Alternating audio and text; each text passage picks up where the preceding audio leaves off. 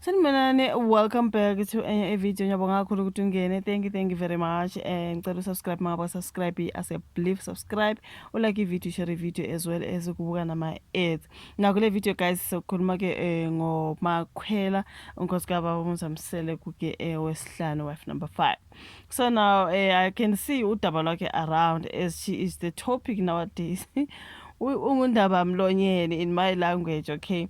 Uyazama uMakhwela ukuchaza you guys impilo yakhe njengoba lapha kaMseleku and everything else amahebezi akhe abakhona about ukuthi ubeka ekhulelwe ngathi ukhulelwe njengoba uMzamsele kwathi yena umsebenzi wakhe nje awuzele lapha uwodwa vo ukuzozala, okay, ukuzomnikeza izingane. So I think abantu bebelokhu bebhekile bethi ubukeka ngathi upreke emva kwale ngane encane nje besiyibona lapha nesiyaziyo sezwa ukuthi okay unengane, abantu bethi why ngathi usekhulelwe futhi, but ke since kuthiwa ke umsebenzi wakhe awuzele lapha nokuzo khiqiza izingane mhlawumbe she is pregnant again.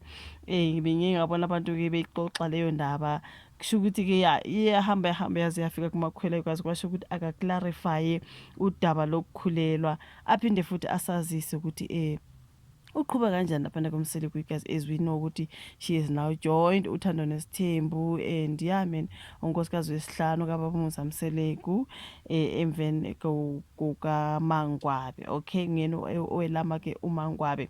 So now yeah man kuthiwa ke uMakhwela usamkelisiwe khwela igama lakhe guys uyawaveza ukuthi ke ukubonakala ngene esithenjini futhi evela na ku television kuye kwayishintsha kwele impilo yakhe ngendlela ke nje akade ngakazi acabange ngakhona. Uyakhuluma okokuqala nabezindaba ngohamba lakhe nomndeni wakhe kwaMseleku njengoba ke eqala ukugqama ke kulo nyaka uqala ukugqama ngonyaka odlule, right? So yeah, uthi kuba usemehlweni omphakathi kuye kwamfundisa ukubekezela futhi nje kuye kwamenza wabakwazi nje ukwamukela ukugxekwa ngabantu noma kunzima ngezinye izikhathi. Khumbula abantu bethi hawu ingane encane kangaka yaze asifake esithenjini sakaMseleku yini, inkinga zasekhaya yini, poverty. Ngathi ngeke ngayibona ivideo ke zama ukclarify udaba lwepoverty ukuthi hayibo hayi mina ngisuki ka poverty ngasekhaya nje into okuthiwa ipoverty asiyazi. Abantu babethi wazi wamncane kangaka kodwa wazitshela nje ngempela ukuthi ngizoya ngiyoba ngu-wife number 5 number 5 ke nakhona you guys. So yeah man, okay, wazama ukuyiclarify ke you guys ke leyo ndaba ke ye-poverty wathi yena ekhaya kubo no they are not the poverty people, okay, because ngiyabona ke mabebhalile bekhuluma ngokuthi ke khuluma ngelokugxekwa ngabantu uyazama ukuzijwayeza ukuthi noma egxekwa ngabantu azibambe kwabona like yeah on a reality TV show. Obviously sizocabangela lokho esikucabangayo, asikwazi kubona kumabona kude, but you know sizokufunda ngendlela sikufunda ngakhona siconclude and everything futhi senza ama-video senza ama-reviews and everything ukuthi mhlawumbe ezinye izinto ngempela kuzona.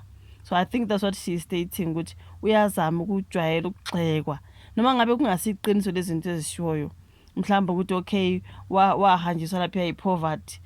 I also suspect ukuthi leyo nje akulona iqiniso, angiboni ukuthi kwabe yi-poverty. Mhlawumbe asi-fame, mina ngingathi mhlawumbe i-fame nani nje okunye mhlawumbe nemali, money and fame I'll say so, but i-poverty angicabanga ukuthi ngempela ngakubo kwakunzima kanjalo. Uyambona nje ukuthi uyintombi efundile ukubonakala ukuthi wayeyikolweni eziphezulu and everything ubesebenza nje basizwile ukuthi okay baba uMzamsele kuyamekisa umsebenzi wathi umsebenzi wakhe ukuzozala lapha. Obviously umntwana ofundile uyasizwa nesilungu sikaMakhwela, she's educated and all. So ele poverty I do not think, you know, I will say money and fame. I think yona izona zinto mhlawumbe azigijimisa namanje nje njengoba ngisho if she can bump onto my video uzothi ayabona ke lo uyabheda. If mhlawumbe money is not and fame is not, uzosho ukuthi hayi nangomunye ke naye esethi money and fame, you know. So uyazama ngakho konke kusemandleni akhe ukuthi ajwayele ukuthi noma abantu beshiya izinto okungezona accept. I think that's what she's explaining as I read this particular story lapha guys. So lezo kuthi impilo yakhe ayisafani nakuqala njengoba ke manje eseqina ukhakhayi uma kuziwa ke ezintweni ezikhulunywa ngabantu ezinkundleni zokuxhumana. So ukuthi khona izinguquko njengoba ke engasahambi ekhulekile nasemphakathini ngoba ke uthi angeke aqamba amanga abantu uma ehlangana nabo bayamjabulela, ababuza bangakubuza, bafuna ukuthatha nezithombe naye, into ekanjalo guys. You know, when you're a celebrity, obviously when you meet ama-fans wakho emphakathini bayofuna iy'thombe, bafune lokhuya nalokhuya. Uye waveza ukuthi noma ehlangana uma behlangana naye benza okungajwayelekanga, ngoba-ke bekhuluma sengathi bayamazi, engathi bayazi impilo yakhe and everything, you know, like we always conclude noma nje-ke siyibona kancane laphana kumabona kude, like you act like umuntu uyamazi fully, but njengoba ngisho sikhuluma ngaye as if siyamazi fully, but we do not. So into eziningi esizikhulumayo, they are just not true. But-ke ugirl, she's trying by all means ukuthi azijwayezele ukuthi hayi sengizothini ngoba ngumakhwele, you know what I mean, kaMosamseleko. Uthi uyathanda ukuba umuntu uyathanda ukuba ngumuntu, but akathandi-ke impilo yakhe yaziwe, ngoba-ke umuntu ophansi othanda ukuba nesikhathi sakhe yedwa nje, akathandi too much yep and abantu abaningi. So uma amakhamera ngeke ukuthi ngenza isiqiniseko sokuthi ngenza izinto ezilula usuku nosuku, ngichitha isikhathi nomndeni wami omncane-ke lo esengiye ngawo ngazakhela wona.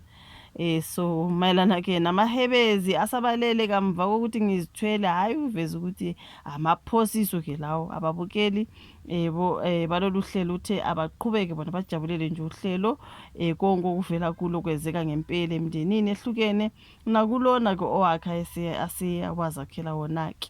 Uthe uhlelo lwenza kube nezinkulumo ezehlukene abantu abaningi abasabayo ukukhuluma ngazo esihlangalaleni, that is uMakhwela, you guys, clarifying indaba ye-pregnancy ukuthi hayibo guys, hayi angikhulele sho, kusho ukuthi ukwabona like umuntu uma simbona nomzimba ongathi uyashintsha and everything, sesicabanga nje, like she said ukuthi people will conclude they say whatever, kube kungelona iqiniso. So she's ukuthi akakhulelwe, and also ukuzama ukujwayela-ke abantu uma ehlangana nabo ezindaweni ezahlukene, abafuna ukuthatha iy'thombe nayo yonke into. She wasn't used to that, but uyazama-ke by all means ukuthi azijwayeze futhi abe ngumuntu ebantwini, futhi abajabulele abantu, noma-ke abantu sebesenza ngathi bayamazi fully bengamazi, but-ke iy'fenzi zakhe kuzomele ukuthi azithande, azinikeze uthando back. I think that is what I see kulesi story engisifundayo, you guys, about uMakhwela Mseleko, unkosikazi kaBamusa Mseleko wesihlanu, ezama ukuchaza-ke ngempilo yakhe njengoba-ke manje sesohlelweni uThando Nesithembu njengonkosikazi kaBamusa Mseleko owesihlanu. That is wife number 5. So now you guys, that is what I wanted to talk about kule video. Ngiyabonga kakhulu-ke, ngicela usubscribe, like, ushare, usufaka nale notification bell yakho on, njengoba ukuthi nowadays angi-upload like I usually did, but ngiyazama ngakho kusemandleni ukuthi mangithole isikhathi ngi-upload. So ngicela ufake la notification bell yakho on ukwenzela ukuthi mangilahlela i-video and then you can be notified. Ngiyabonga kakhulu ibuka i-video, asihlangane kwelandelayo. Bye.